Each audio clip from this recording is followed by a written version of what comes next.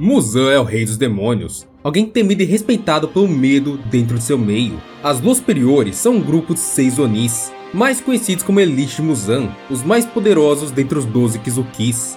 Na obra de Demon Slayer temos 9 Luas Superiores: Kokushibo, Douma, Akaza, Nakimi, Hantengo, Gyoko, Kaigaku, Gyutaro e Daki, do mais forte para o mais fraco.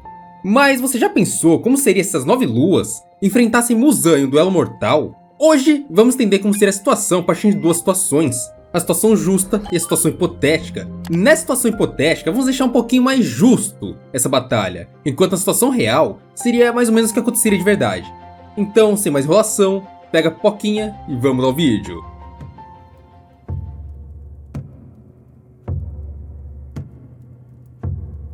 Vamos começar pela situação real, ou melhor, a coisa que obviamente aconteceria se Muzan enfrentasse todas as luas superiores de uma vez. Na situação real que veríamos no anime, todos os 9 luas poderiam ficar alinhados, poderiam ir por cima do Muzan, pelos lados, por baixo, por cima, de frente, de costa, direita, esquerda, e só do Muzan perceber a intenção assassina de seus subordinados, temos aqui duas opções. Ou a cabeça de todo mundo ia aparecer nas mãos de Muzan, ou todos os subordinados iriam ser completamente explodidos de dentro para fora, sem poderem se regenerar de forma alguma. Vamos explicar primeiro a primeira situação. Por que afinal Muzan pegaria a cabeça de geral sem que ninguém conseguisse reagir?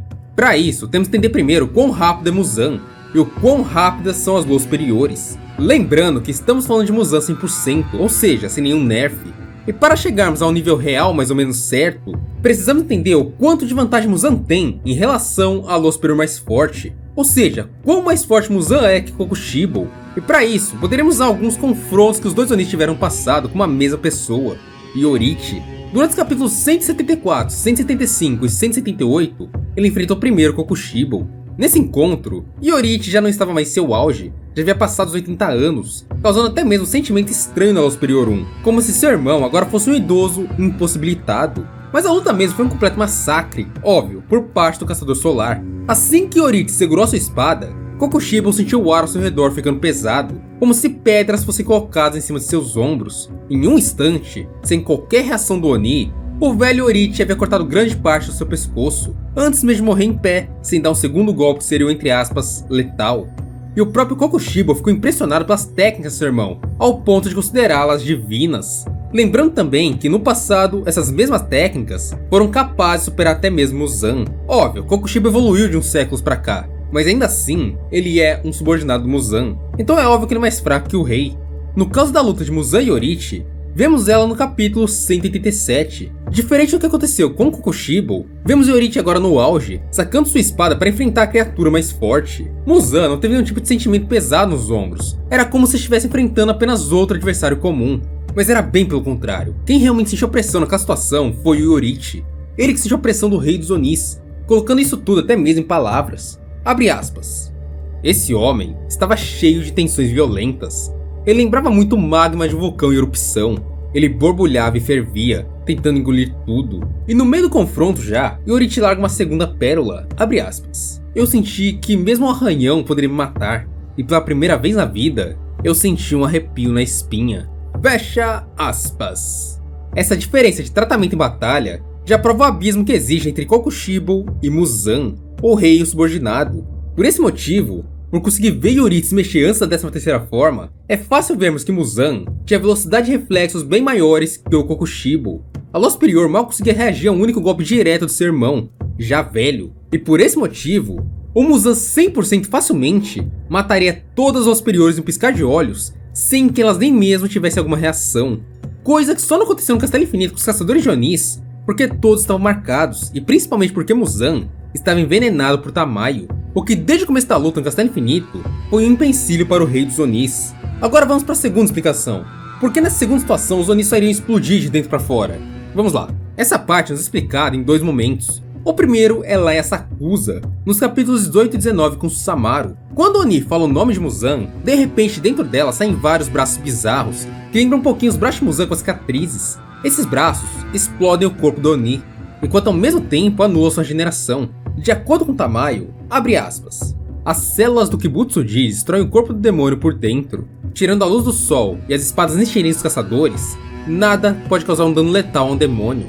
Porém, parece que as células do Muzan são sim capazes de destruir as células dos demônios.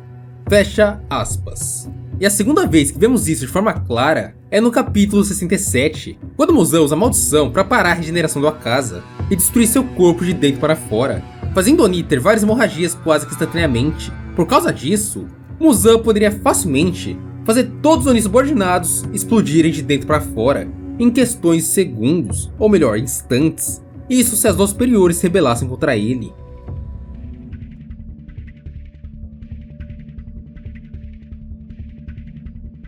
Agora que vemos ali a parte de realidade, o que aconteceria de verdade, vamos para a parte hipotética, onde daremos uma pequena chance para as duas superiores.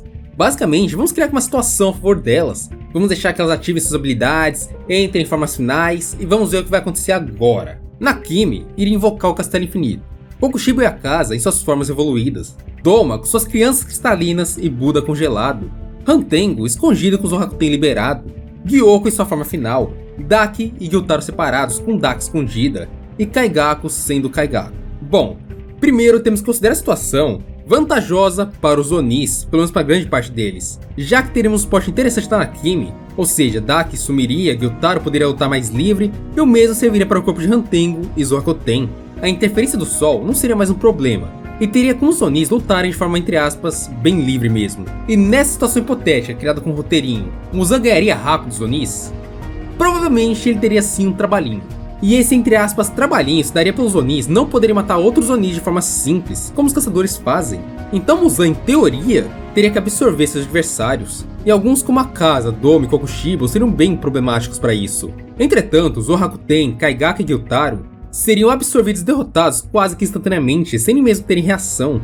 Doma, por mais que ele realmente seja poderoso, teria alguns problemas assim para enfrentar o Muzan por ser um Oni bem vulnerável. Basicamente seu corpo é o corpo principal, e sem cabeça ele ficaria bem mais fraco. Muzan seguiria para ele após derrotar os mais fracos Onis, então ele seria a próxima vítima do Rei dos Onis. Lembrando que quando Muzan absorve o Oni, ele absorve aquela parte do demônio junto consigo. Quando se trata de Daki e Hantengo, Zorakuten e Gyutaro não voltariam mais. Doma com certeza seria derrotado com facilidade. E quando se trata de Akaza e Kokushibo, Muzan encontraria aqui alguma dificuldade na sincronia dos dois, já que de acordo com o Fanbook Oficial 2, essas duas luas já lutaram várias e várias vezes um com o outro. E também teria dificuldade de segurar os dois sem que eles reagissem, já que tanto Kokushibo como Akaza não possuem qualquer ponto vital, somente o Sol em teoria deveria eliminá-los. Mas para Muzan absorvê-los, seria apenas uma questão de tempo, o que resultaria em somente Daki, Hantengo e Nakimi vivos, onde obviamente os dois primeiros não iam querer lutar por medo e seriam usados como iscas pela Nakimi, que seria mais forte na situação. Muzan conseguiria chegar em Nakimi? É uma questão bem complicada, talvez com o tempo Muzan poderia realmente alcançar o território da Oni da Biwa, mas isso não seria assim tão simples, já que Nakimi provavelmente sacrificaria os outros dois Onis, e ainda manipularia a gravidade toda do castelo, escalando ele para evitar a própria morte. Muzan teria velocidade suficiente para ir onde ele quisesse no castelo, contanto que seu senso de direção não estivesse bagunçado, coisa que Nakimi tentaria fazer. Mas o que realmente iria definir o vencedor dessa luta é um fator externo muito importante, o horário em que a luta ocorreria. Se fosse durante a noite, seria apenas uma questão de tempo, até o Muzan chegar na Nakimi no meio do labirinto e eliminá-la com extrema facilidade. Lembrando que Muzan conseguia sentir o espírito de batalha e localizar presenças, assim como a Akaza. Porém a de Muzan parecia ter uma escala bem maior, onde na explosão da mansão Buyashiki, ele conseguia ver a posição dos pilares e estimar suas forças. Agora se fosse durante o dia, aí sim Muzan teria um problema surreal, já que Nakimi poderia simplesmente se proteger em um território menor e desfazer todo o resto, jogando Muzan de frente com o Sol, o que dependendo da intensidade do horário do dia, eliminaria o Oni quase que instantaneamente, sem nenhuma chance de sobrevivência. Então esse fator na situação hipotética seria o que iria definir o vencedor dessa luta. Bom, eu espero que você tenha gostado, uma situação bem legal de discutir, afinal são duas situações interessantes, a situação real e a hipotética. Hoje na real fui bem parcial mesmo, falei o que realmente aconteceria, e na hipotética a gente cria um cenáriozinho para ter uma luta real. Então, eu espero que você tenha gostado, se gostou, deixa a hashtag Kimetsu aqui nos comentários, se inscreve no canal, deixa o like e te vejo no próximo vídeo. Falou!